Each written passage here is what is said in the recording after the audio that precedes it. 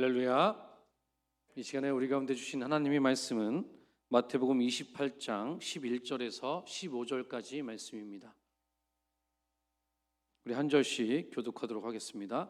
마태복음 28장 11절에서 15절까지 말씀 한 절씩 교독하겠습니다. 여자들이 갈 때 경비병 중 몇이 성에 들어가 모든 된 일을 대제사장들에게 알리니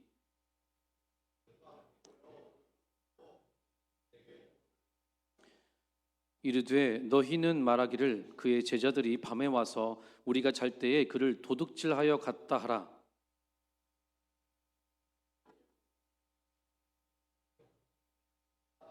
함께 읽겠습니다.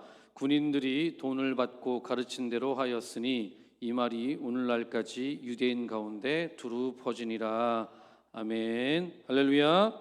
우리 옆 사람하고 인사하겠습니다. 예수 부활하셨습니다. 아멘. 아멘. 예수 부활하셨습니다.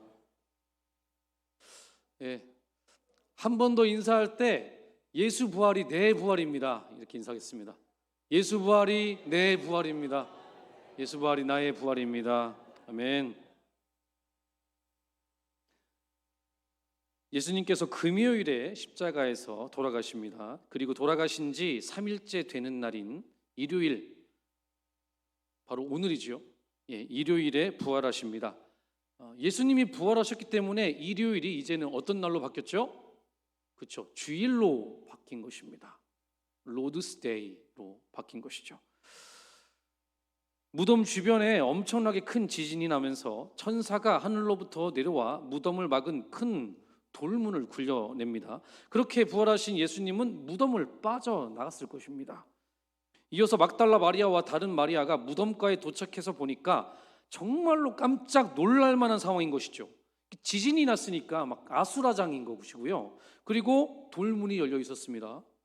심지어는 천사가 앉아 있어요. 얼마나 놀랐을까요? 그리고 천사가 말까지 합니다. 야, 너희들 십자가에 못 박힌 예수를 찾고 있는 거지? 그분은 여기 계시지 않고 그분이 말씀하신 대로 살아나셨다. 야, 와서 한번 확인해봐. 누우셨던 거 볼까? 이렇게 말합니다.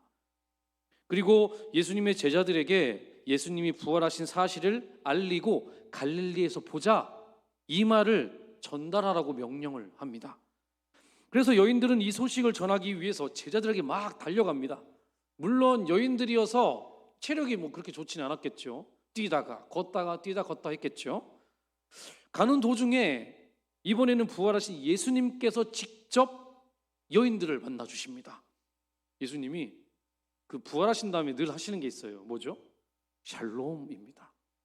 샬롬이라고 말씀하시면서 여인들에게 나타나 주십니다. 그때 여인들이 너무 감사해서 예수님 막 발을 붙잡고 경배를 드리죠. 그리고 천사가 했던 그 말씀을 똑같이 다시 해주십니다. 야, 형제들에게 갈릴리에서 만나자고 해라. 여러분, 왜 예수님께서 똑같은 말씀을 다시 한번 하시는 걸까요? 아마도 여인들은 처음 천사가 나타나서 소식을 들었을 때 좀 긴가민가 했을 수도 있어요. 왜냐하면 그들이 본 것은 부활하신 예수님이 아니라 뭘 봤죠? 그렇죠. 천사를 봤으니까요. 물론 무덤은 비어 있었지만 어쨌든 부활하신 예수님을 자기들이 목격한 건 아니었기 때문입니다. 그런데 예수님이 다시 나타나 주시고 동일한 말씀을 해주신 것입니다. 여기까지가 예수님의 부활을 첫 번째로 목격한 자들의 상황입니다. 그런데요, 여러분, 문제가 생깁니다. 이 하나의 부활 소식이 두 가지 형태로 세상에 퍼지게 됩니다. 이게 문제예요. 분명히 팩트는 하나입니다. 그런데 서로 다른 두 형태로 세상에 퍼지고 있었다는 건데요. 첫 번째는 여인들이 본 그대로 예수님께서 실제로 부활하셨다. 이게 바로 오리지널 진실입니다. 이거고요. 두 번째는 제자들이 예수의 시신을 도둑질해서 갔다. 바로 시체 도난설이라는 것입니다. 이게 바로 거짓이죠. 이렇게 두 가지 형태로 소문이 퍼지게 되었습니다. 왜 이렇게 된 걸까요? 왜 하나의 부활 소식이 다르게 둘로 퍼졌던 것일까요? 그 이유는 무덤가의 상황을 본 목격자가 이 여인들 외에 다른 사람들이 또 거기에 있었기 때문입니다. 누구죠, 여러분? 누굽니까? 누구요? 제가 일부러 그 사람들의 이야기는 빼놓고 부활을 설명했는데요, 무덤가를 지키는 바로 경비병들이었습니다. 이들도 그 자리에 있었다는 것이죠. 그렇다면 이 사람들은 예수님의 부활을 제대로 목격을 했을까요? 못했을까요? 했을까요? 그래요? 그러면 성경을 한번 볼까요? 뭐라고 나와 있는지 한번 보겠습니다. 자, 우리 28장 2절에서 4절까지 같이 읽어보겠습니다. 시작. 큰 지진이 나며 주의 천사가 하늘로부터 내려와 돌을 굴려내고 그 위에 앉았는데 그 형상이 번개 같고 그 옷은 눈같이 희건을 지키던 자들이 그를 무서워하여 떨며 죽은 사람과 같이 되었더라. 자, 여기 보면은 천사의 모습을 보고 두려워서 떨다가 죽은 사람처럼 되었다, 이렇게 말씀하고 있습니다. 여러분, 죽은 사람같이 되었다는 건 뭘까요? 너무 무서워가지고 납작 엎드려서 벌벌 떨고 있었다거나 기절했다거나 이런 뜻입니다. 여러분, 만약에 무서워서 엎드려서 벌벌 떨고 있었으면 그 부활하신 예수님을 볼 수 있었겠습니까? 또한 기절했다면 볼 수 있었을까요? 아마 못 봤을 겁니다. 즉, 이 경비병들이 예수님의 부활하신 모습을 제대로 보지 못했을 가능성이 매우 높다는 것입니다. 그런 다음 여인들도 천사도 가고 나서 경비병들이 정신을 차리고 무덤 안을 확인했겠죠. 그런데 시신이 없어요. 이 모든 사실을 대제사장들에게 상세하게 보고했던 것입니다.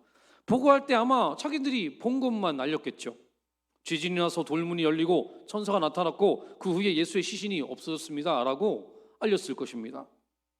즉, 예수님의 부활의 정황 증거들을 알렸겠죠. 만약에 경비병들이 예수님께서 부활하신 것을 직접 목격했다면 당연히 회개했겠죠. 그렇지 않겠습니까? 죽은 자가 살아났는데 우리가 잘못 생각했구나, 이분은 진짜 하나님 아들이 맞구나, 진짜 부활했구나 하면서 아마 회개를 했겠죠. 그리고 예수님의 제자가 되었을 것입니다. 그러나 성경에서 그들에 대한 이런 긍정적인 변화된 모습을 언급하지 않는 것으로 보아서 예수님의 부활을 직접 목격하지는 못했을 가능성이 큰 것으로 보입니다. 자, 이제 경비병들이 대제사장들에게 정황 증거를 보고하자 이들이 어떻게 했습니까? 우리 12절 13절 말씀을 같이 한번 읽어보겠습니다. 자, 시작. 그들이 장로들과 함께 모여 의논하고 군인들에게 돈을 많이 주며 이르되 너희는 말하기를 그의 제자들이 밤에 와서 우리가 잘 때에 그를 도둑질하여 갔다 하라. 돈으로 경비병들을 지금 매수하고 있고요, 가짜 뉴스 요즘에 아주 많죠. 가짜 뉴스를 만들어 가지고 유대인들에게 알린 것이죠. 예수의 제자들이 밤에 도둑질했다는 가짜 뉴스입니다. 이번에 15절 말씀을 한번 볼까요? 15절 말씀 시작. 군인들이 돈을 받고 가르친 대로 하였으니 이 말이 오늘까지 유대인 가운데 두루 퍼지니라. 마태는요, 이것이 거짓이다, 야 이거 가짜 뉴스야 라고 꼬집고 있는 겁니다. 오늘날의 유대인들아, 너희들 다 속았어. 예수님은 실제로 부활하셨다, 그러니까 주님께 돌아와라 라고 외치고 있는 것입니다. 그런데 안타깝게도 예수 부활이라는 진실과 시신 도난이라는 거짓 중 거짓말이 더 발걸음이 빨라요. 여러분, 이게 문제예요. 거짓의 속도가 더 빠릅니다. 11절 말씀을 한번 볼까요? 자, 시작. 여자들이 갈 때 경비병 중 몇이 성에 들어가 모든 된 일을 대제사장들에게 알리니. 여기 보면은 여자들이 제자들에게 부활 소식을 알리러 가고 있는 상황입니다. 그런데 경비병들은 이미 대제사장들에게 알리고 거짓을 꾸미고 있다는 것이죠. 누가 더 빨랐죠? 그렇죠. 경비병, 거짓을 꾸미는 자들이 더 빨랐다는 것입니다. 또한 마태복음에는 생략되었지만 타복음서를 보면요, 처음에 여자들이 제자들에게 부활 소식을 알렸을 때 이 제자들이 그 여자들의 말을 믿지 않아요. 믿질 않습니다. 베드로가 무덤가에 가서 예수님의 시신이 없는 것을 확인은 해요. 그렇지만 그것이 부활인지는 확신을 못 가져요. 가지질 못하는 것이죠. 즉 여인들의 말을 믿지 못했다는 것입니다. 여러분, 왜 믿지 못했을까요? 아마 당시 유대 사회에는 여인들의 말이 법정에서 전혀 효력을 없을 정도로 인권이 무시되던 시대였기 때문이었습니다. 그러다 보니까 진실보다 거짓이 더 빠르게 유대인들 가운데 전파됐던 것이죠. 어떤 대비되는 두 정보가 사람들에게 전달이 될 때 정보의 신빙성을 확보하는 데 있어서 정보의 그 도달 속도는 매우 중요합니다. 때때로 정보 전달의 속도는 정보의 본질이 진실인지 거짓인지보다도 더 큰 영향력을 발휘하기도 합니다. 오늘 우리가 살펴보고 있는 이 두 가지 소식도 마찬가지예요. 거짓이 먼저 유대인들에게 도달을 한 겁니다. 그러니까 사람들이 예수 부활했습니다, 진짜로 부활했어요 말해도 이렇게 반응하는 거예요. 그거 나도 들었는데 그 예수의 제자들이 훔쳐갔다는데? 그 시신을 훔쳐가가지고 거짓으로 꾸민 거야. 난 이미 알고 있었어. 야, 무슨 부활이야, 사람이 어떻게 부활을 해? 이렇게 대답을 하는 거죠. 난 이미 알고 있었어. 그거 거짓말이야. 제자들이 시신을 훔쳐간 거야. 이렇게 부활이라는 진실이 거짓에게 묻히고 있었다는 것입니다. 게다가 더 큰 문제는 뭐냐면 이 거짓이 부활이라는 진실보다 더 그럴듯해 보인다는 겁니다. 거짓이 더 세련돼요. 지식인들의 주장처럼 보인다는 것입니다. 왜냐하면 사람들의 상식 속에 사람이 죽었는데 다시 살아난다는 그 이야기를 믿을 수가 있겠습니까? 그런 일이 어떻게 일어나요? 따라서 무덤에 시체가 없었다는 것은 죽은 자가 살아났다는 주장보다 제자들이 훔쳐갔다는 주장이 더욱 설득력 있어 보인다는 겁니다. 이게 더 세련됐어요. 그리고 이 대제사장들이 자기들에게 유리하게 아주 머리를 잘 썼습니다. 여러분, 경비병들이 말하는 거짓이 여러분 무엇입니까? 무덤 안에 예수님의 시체를 제자들이 훔쳐갔다는 주장이잖아요. 그런데 그 무덤을 누가 지켰습니까? 경비병이 지켰어요. 자, 우리 13절 말씀을 한번 볼까요? 자, 시작. 이르되 너희는 말하기를 그의 제자들이 밤에 와서 우리가 잘 때에 그를 도둑질하여 갔다 하라. 자, 여기 잘 보면요, 자신들이 무덤가를 제대로 지키지 않고 졸고 있었다는 것을 인정하는 발언입니다. 뭐라고 써있죠? 다시 한번 보여주세요. 우리가 잘 때에 그를 도둑질하러 갔다 하라. 경비병들이 졸았다는 것을 뭐 하는 겁니까? 양심선언하는 것처럼 보이는 거예요. 자신들의 실수를 인정하는 그런 모습을 보입니다. 당시 군법에 의하면 직무유기는 큰 중징계를 받아야 했습니다. 심하면 사형에 처할 수도 있었어요. 그럼에도 불구하고 이들이 이렇게 발언을 하고 있다는 것은 유대인들에게 얼마나 큰 설득력을 주는 일입니까, 여러분? 양심선언 하듯이 목숨 걸고 나는 사실을 말하겠다, 이렇게 말하고 있는 것처럼 보였다는 것이죠. 그렇기 때문에 유대인들은 경비병들의 거짓을 더 지지할 수밖에 없었던 것입니다. 물론 그들의 배후에는 권력자들인 대제사장들이 버티고 있으니까 실제로는 그들의 신변에는 위협이 없었을 것입니다. 오히려 경비병들은 돈을 아주 두둑하게 챙길 수가 있었죠. 그런데요, 여러분, 오늘날에도 이런 일들이 일어나고 있습니다.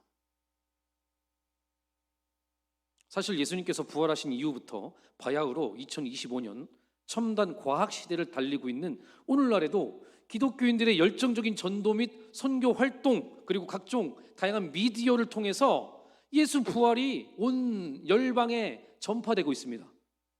그런데 수많은 장애물에 의해서 이 소식이 은폐되거나 묻히는 경우가 많다는 것입니다. 예를 들어서 세상이 가장 신뢰하고 의지하는 과학이라는 이름으로 죽었던 예수가 부활했다는 진실을 터무니없는 거짓이고 허위라고 치부해 버린다는 것입니다. 그리고 그것을 믿는 자들은 마치 무엇인가에 속아서 첨단 과학 시대에 어울리지 않는 비논리적이고 비이성적인 광신도들이다.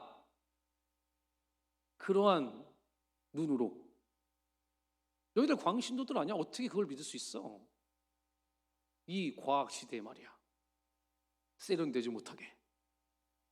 그렇게 우리를 바라본다는 것이죠. 여러분, 과학에서 정의하는 인간의 죽음은 무엇입니까?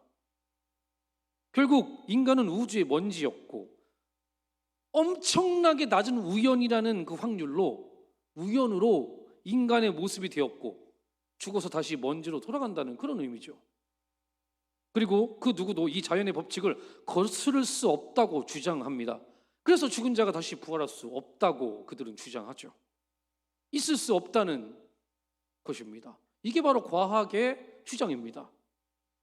세상은 이 거짓이 논리적이고 이성적이며 세련된 것이라고 강요하며 부활의 진실을 은폐하고 있다는 것입니다. 여러분, 이뿐만이 아니에요. 제가 신학 공부를 하고 있는데요, 지금도 하고 있습니다. 신학이라는 이름으로 예수 부활을 부정하는 자들도 참 많습니다. 소위 말하는 자유주의 신학이 그 선봉에 있습니다. 간단하게 제가 4가지만 설명을 좀 해드리면, 첫 번째로 기절설이 있어요. 기절설. 예수님이 실제로 죽지 않으셨고 다만 십자가에서 기절했다가 나중에 짠 하고 깼다. 이게 바로 기절설입니다. 그러니까 부활은 가짜다라고 말하는 거예요. 두 번째, 환각설이 있습니다. 예수님을 따르는 자들이 예수님의 부활한 모습을 보았다고 상상했다. 상상일 뿐이었다. 이게 바로 환각설입니다. 그러니까 가짜다. 부활은 말도 안 된다. 세 번째, 영혼 부활설이 있습니다. 예수님은 영적인 의미에서 죽은 자들 가운데서 살아난 것이지 실제 육신이 살아난 것은 아니다. 그 영적인 거지 실제 어떻게 살아나, 이런 겁니다. 네 번째, 잘못된 무덤설. 제자들이 예수님 죽자 너무 슬퍼가지고 예수님 무덤이 아닌 엉뚱한 무덤을 찾아가서 비었네? 어디 갔어? 부활했나 보다, 이랬다는 것이지요.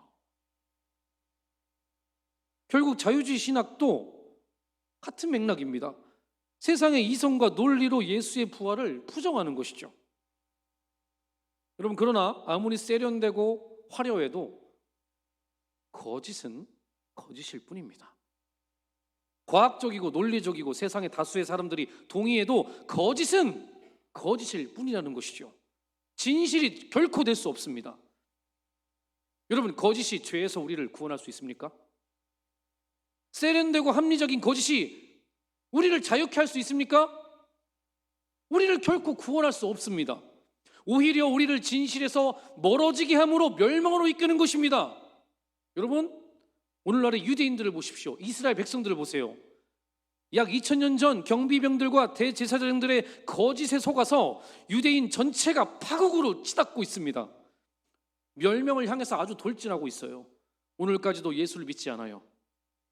제대로 하나님을 섬기지 못해요. 이 유대인들이 바로 거짓된, 세련됐다라고 그들이 자부하는 거짓의 열매라는 것이죠. 그러나 겉보기에 투박하고 비논리적이고 비이성적인 것처럼 보여도 진실은 진실입니다. 믿으십니까?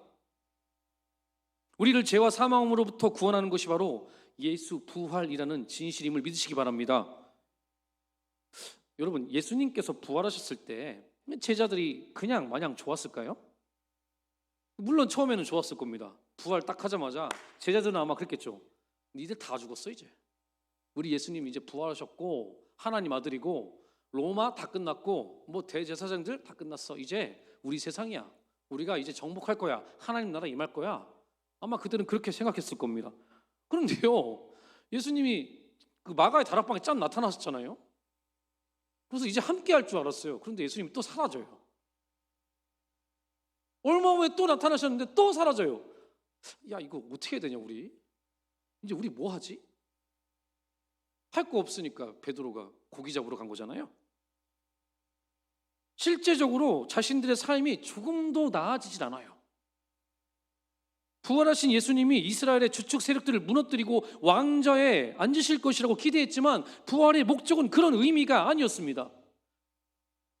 오히려 더 어려운 현실에 부딪히게 된 것입니다. 예수님께서 가셨던 그 십자가의 길을 자신들도 가야 하는 것입니다. 그런데요, 여러분, 이들이 실제로 그 길을 걸어가는 거예요. 현실은 더 어려워졌는데 예수님이 가셨던 그 길을 걸어갑니다. 돈 한 푼도 벌지 못하는 길입니다. 세상 출세와는 전혀 거리가 먼 길입니다. 오히려 수많은 박해와 고통과 생명까지도 잃을 수 있는 길입니다. 그런데 제자들은 이 길을 기쁨으로 걸어갔다는 것이죠. 왜죠? 여러분, 왜 가는 겁니까? 예수 부활이 진실이기 때문입니다. 아멘. 아멘. 예수 부활로 자신들이 구원받았기 때문입니다. 예수 부활로 세상 모든 사람들을 구원할 수 있기 때문입니다. 비록 그것이 투박하고 신빙성이 없어 보일지라도 그 진실로 어둠이 떠나가고 새 하늘과 새 땅이 임하기 때문입니다. 1884년 갑신정변이 일어난 조선의 정세는 매우 불안하고 혼란스러웠습니다. 당시 국제 정세는 조선을 소망 없는 운둔의 땅이라고 보았습니다. 그러나 황무지이기 때문에 더욱 복음이 증거되어야 한다고 생각했습니다. 미국의 젊은 선교사 2명이 이 대한민국 땅에 건너오는 것이죠. 그 사람이 바로 언더우드와 아펜젤러였습니다. 그들은 순교의 각오로 파송을 자원합니다. 1885년 4월 5일 이날에 이들이 들어오거든요. 놀랍게도 이날은 부활절이었습니다. 거센 풍랑을 헤치고 한 척의 배가 인천 제물포항에 도착했습니다. 단순한 입항이 아니었어요. 이 나라에 처음으로 복음이 들어오는 감격스러운 순간이었습니다. 그렇게 부활절에 언더우드와 아펜젤러는 조선 땅을 밟게 된 것이죠. 황무지의 소망의 빛이 비치려는 순간이었습니다. 아펜젤러는 본국에 보낸 첫 선교 보고서에 이날의 감동을 이렇게 밝혔습니다. 제가 읽어드릴게요. 우리는 부활절에 이곳에 왔다. 그날 사망의 철창을 쳐부수고 부활하신 주님께서 조선의 결박을 끊어주시고 하나님의 자녀로 빛과 자유의 세계로 인도해 주시기를 기도했다. 여러분, 이들이 이 편지를 쓸 때 어떤 마음이었을까요? 지금의 대한민국의 모습을 상상했을까요? 이들을 통해서 지금 우리가 있습니다. 예수 부활을 전하지 않고서는 견딜 수가 없어서 죽고자 하는 그 마음으로 나는 이 부활 소식을 증거하겠다, 목숨 걸고 전하겠다는 그 마음 하나로 미개한 나라인, 잘 알지도 못하는 나라인 이 대한민국 땅에 이 젊은 청년 2명이 건너왔던 것이죠. 그리고 그들의 복음을 통해서 수많은 사람들이 예수를 믿게 되었고 지금의 대한민국이 있을 수가 있었습니다. 여러분, 예수님께서 돌아가시고 부활하신 것이 만약에 거짓이라면 부활 소식이 그 먼 아시아의 소망 없는 이 운둔의 땅까지 전해질 수 있었을까요? 절대로 그럴 수 없었을 것입니다. 여러분, 거짓은 결국 그 실체가 밝혀지기 마련입니다. 그리고 힘을 잃게 되는 것이죠. 그러나 예수 부활은 진실이기 때문에 부활 소식이 전해진 이후 2000년이 지난 오늘날까지도, 그리고 10년 뒤, 50년 뒤, 100년 뒤, 아니 세상 끝날까지 선포될 진리임을 믿으시기 바랍니다. 여러분, 이게 바로 예수 부활의 진리라는 것이죠. 여러분, 우리도 그 가치 있고 영광스러운 일에 동참하기를 소망합니다. 우리도 제자들처럼 아펜젤러와 언더우드처럼 예수 부활의 소식을 전하는 삶을 살기를 간절히 소망합니다. 이런 자들을요, 세상은 뭐라고 부르죠? 그리스도인이라고 부릅니다. 옛날에 우리 조상들 한국말로는 예수쟁이라고 불렀죠. 사랑하는 성도 여러분, 여러분들은 그리스도인 맞습니까? 예수쟁이 맞습니까?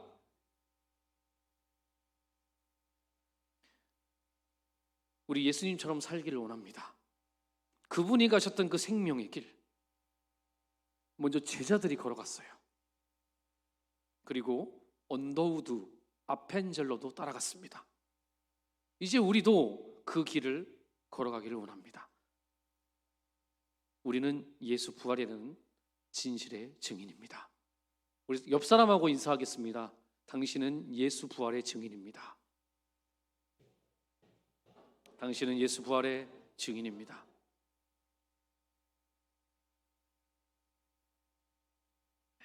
법정에서 그 증인을 신청하잖아요. 근데 증인들이 그 신청에 응하지 않을 때가 많습니다. 나는 내가 손해볼까 봐 증인이 설 수가 없습니다. 우리가 예수 그리스도의 복음을 증거하지 않는 것은 바로 이런 것과 같은 것입니다. 나만을 위해서 내가 손해볼까 봐 법정에 서지 않는 모습. 사랑하는 성도 여러분, 예수 부활의 증인이라면 그 부활을 증거하시기를 예수 그리스도의 이름으로 축원드립니다. 귀빈 초청잔치 이제 몇 주 남았죠? 그렇죠, 7주 남았습니다. 부활의 증인이라면 당연히 전해야죠. 직무유기하지 마시고 꼭 부활을 전하시는 사랑하는 부가영교회 모든 성도님 되시기를 예수 그리스도의 이름으로 축원드립니다. 기도하시겠습니다.